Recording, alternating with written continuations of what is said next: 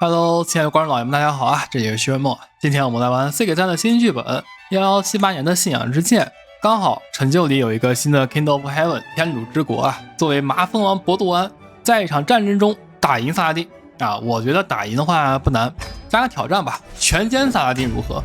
啊？好，进入游戏啊，大家看一下博杜安的情况，今年17岁，勇敢、勤勉和忠贞啊，除了年纪大我1岁啊，其他都很符合。武为能力有一说一啊，这个很一般啊。3级军事教育特质，优秀的战术家，灵活的将领毫无用处啊！我怎么可能进攻萨拉丁呢？麻风病，生育力清空了，健康严重惩罚，17岁就身体抱恙了，健康只有 2.7， 活不了多久了。按理说呢，这种情况应该直接走医学重心的，但是大敌当前啊，萨拉丁虎视眈眈，想要夺下耶路撒冷，所以说不能走医学重心。走财富重心吧，需要钱，很多钱。接着是找配偶啊，因为麻风病，所以说几乎不可能生育的，所以找个能力好的辅助自己就好了。能力最好的就是达利了，就让他来吧。啊，子女概率是5，没办法的事了。但是让达利管理直辖领地，然后提升1级军权先。大家看一下直辖领地，一处耶路撒冷，一处贝鲁特。贝鲁特呢是一处城堡，一处塞达城市。城市的话是由圣殿骑士团租借，那么只能看向耶路撒冷伯爵领了。首先是这个莱姆莱男爵啊，沃德问没办法的事了，我相信能够理解我的。不多投钱，这处城堡啊我得拿着，开始怀恨在心啊，没办法呀，这个为了守住耶路撒冷这是必要的事情。然后是巴黎安持有的那不鲁斯城堡啊，也得收回，你也能够理解我对吧？收入高了 6.9， 征召兵多了1800。现在呢，一共有5800人军队啊，但还是远远不够抵抗萨拉丁的。萨拉丁目前有12000的兵力啊，而且他还有这个征服者特质，这个特质非常强大。首先白给5块钱，军队维护费减 75%， 正统性每个月加5，打仗不花费威望和前程，1年多1000雇佣兵啊，封神也不叛乱。我们的敌人就是这么的强大。萨拉丁的军队构成主要是穆巴里尊和披甲骑兵。那么轻骑兵和重步兵就可以解散了啊，毫无用处。轻骑兵的属性不够，重步兵会被穆巴里尊克制。这样吧，3队弩手，2队头车，1队长枪。弩手克制穆巴里尊，长枪克披甲骑兵啊。之后看萨拉丁怎么动编制，然后我们再跟着改。像这样的转封啊，就尽量不要转过去的话啊，赋税和征召兵会少。伯爵转封到公爵的名下，那么征召兵和赋税要经公爵扣一次的。太好了啊！结婚庆典事件啊，给了400，这个很重要，因为我们要争分夺秒，萨拉丁随时可能向我们宣战啊。其实按理说呢，应该尽快宣战的啊，不然拖下去的话，萨拉丁稳定每年多1000人啊，你越拖越不可能打赢。哦对，甚至啊，我现在还只能打伯爵领的胜仗啊，签证等级太低了啊。扩张方向也没有合适的任何扩张方向啊，只有这里这个麦斯亚夫伯爵领可以打。那就打吧，能多一块地就多一块地，重力抛石机先拉起来。出了个事件，列普给了45块钱，好事儿。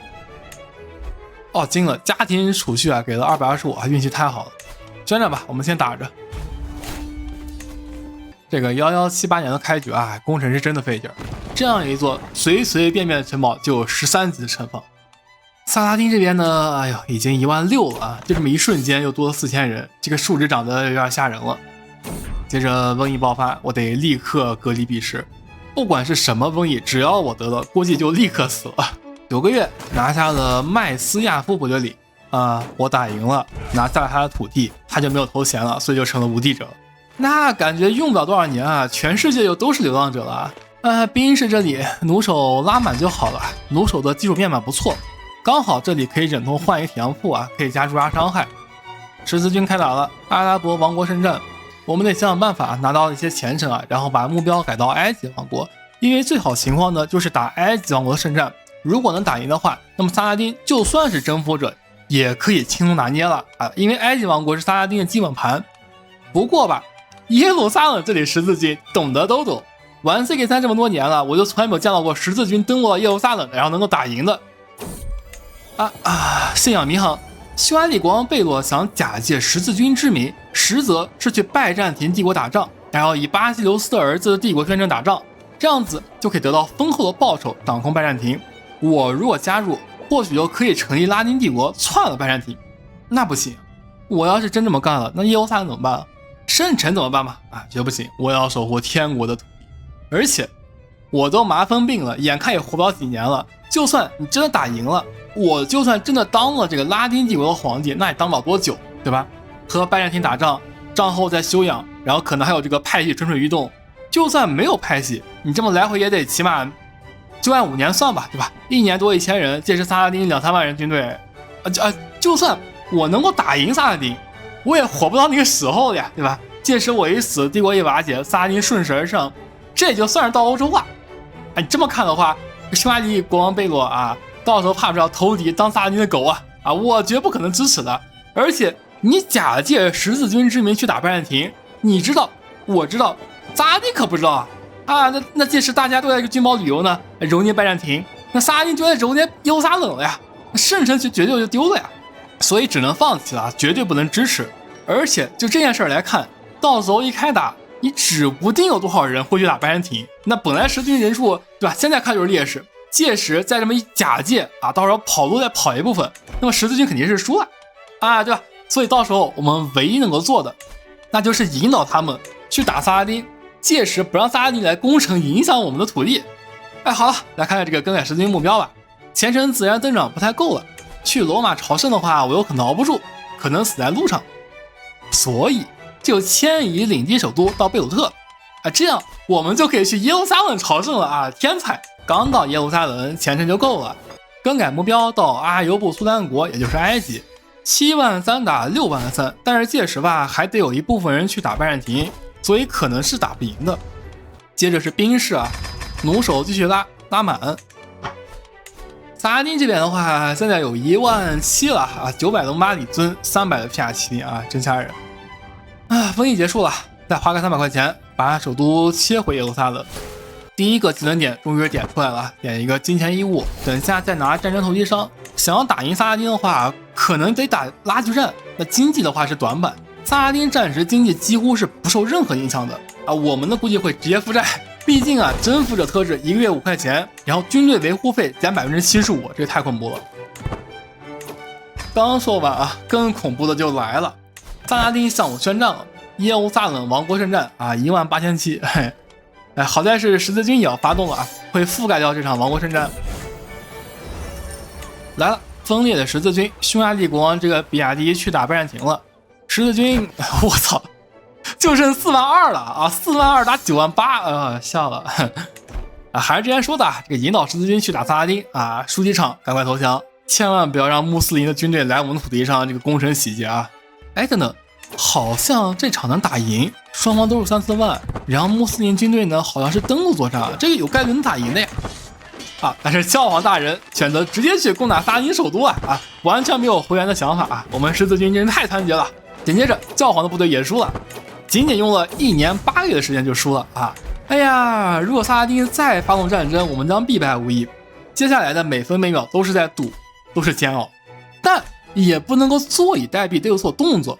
比如说将军，一个好的将军甚至能够直接决定胜负。伯多安现在还是财富中心，萨拉丁再次发动进攻的时候，不一定冷却来得及能够切到军事中心，所以得有一个好的将军来做备用。范围内军事最高的是302个库曼人，文化和信仰都不一样，拉不过来。唯一有可能拉过来的是这位叫做达米亚诺斯的卑微者，28的军事。改一个豪奢住宿然后给达米亚诺斯送笔钱，就可以邀请过来了。再来看一下萨拉丁，目前有18000人1200的穆巴里尊，600的皮亚骑兵，这个军队构成可能还得改先不着急改了，我们还有民粹的，我打不过萨拉丁，还打不过你们吗？开杀，又是一个好事圣殿骑士团来买地了，936块钱，然后是民粹，半个月就拿下了，暂时安静下来了。继续看军队构成，我觉得攻城器械还是多余了，我应该没有机会攻萨拉丁的城，应该把军队构成都拿来打仗这样在交战的时候呢，我们的军队质量才有可能强过萨拉丁。萨拉丁的军队构成应该是已经固定了，对吧？1200的马里尊，600的皮亚骑兵，这个其实是4个大编制还有2个大编制，它给了攻城器械，所以说我们呢有6个大编制可以用来对付萨拉丁的4个大编制，而且因为文化问题，我们的1个大编制有8个小编制，萨拉丁是6个，所以说萨拉丁最强的2个6边12队的皮卡骑兵，我们呢可以拿出3个8边24队的长枪兵，完美克制。而萨拉丁还有2个6边12队的莫巴里尊，我们呢还有3个8边24队的弩手，完美克制。这样子在接战的时候呢，萨拉丁的职业兵团都只能够发挥出10%的能力啊。但是呢，不管怎么说，萨拉丁单是征召兵都有15000啊，然后剩余的这个1年1000的雇佣兵啊，也是极其的危险，所以说要静待时机。接着军统啊改为训练将领，博杜湾改为策略中心，妻子呢离婚，和目前可选的配偶中军事最高的希尔维亚结婚，公平任务改为骑士训城。紧接着我们的机会来了，萨拉丁这边正在和南面的纳迪斯公国打仗，已经打了13个月了，双方都没有任何进展啊，让主教去伪造一块最近土地的宣称，等下哪里宣战。至于萨拉丁那边战争的啊，萨拉丁的军队质量太高了，可能走过去就结束了啊。主教到宣称可能来不及啊，算了，圣战直接宣了啊。我觉得萨拉丁军队应该已经到那边了啊。集结军队，骑士团的话选择圣殿骑士团啊，一共是11000人。麻风王博杜安亲自领军啊，有36的优势。萨拉丁南面的战争应该刚结束啊，率军直接就从红海登陆约旦了，太好了！这样不出意外的话，他还要吃一个近期登陆的 debuff 惩罚，人数比我们多7000啊，但是问题不大。我胜券在握，优势直接拉满啊！当地防御建筑给了18的优势，文化精神给了5的优势，博杜安领军还有36的优势，加上20头子，一共61的优势。萨拉丁这边也有42的优势，但是因为近期登陆减了30啊，只有12。5月10号交战，5月20号萨拉丁军队被全歼，接着又16天，在5月26号活捉萨拉丁啊，11477对阵18401，我方损失269人，萨拉丁方损失18400人。之后啊，有人说是耶稣显示，有人说是博杜安怎样的神物，但是这都不重要了，重要的是有此一战，阿拉伯世界现在属于上帝，整个耶路撒冷王国都将沐浴在耶稣的荣光中，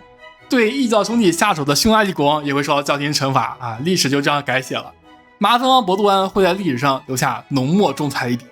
现在的时间呢是1185年，刚好博杜安在历史上就是死于这一年，享年24岁。哎呀，这期的视频呢，怕是博杜安死前连幻想都想不到啊！哎，好了，这里是学人梦啊，喜欢这些视频的话，记得3加关注，我们下期再见。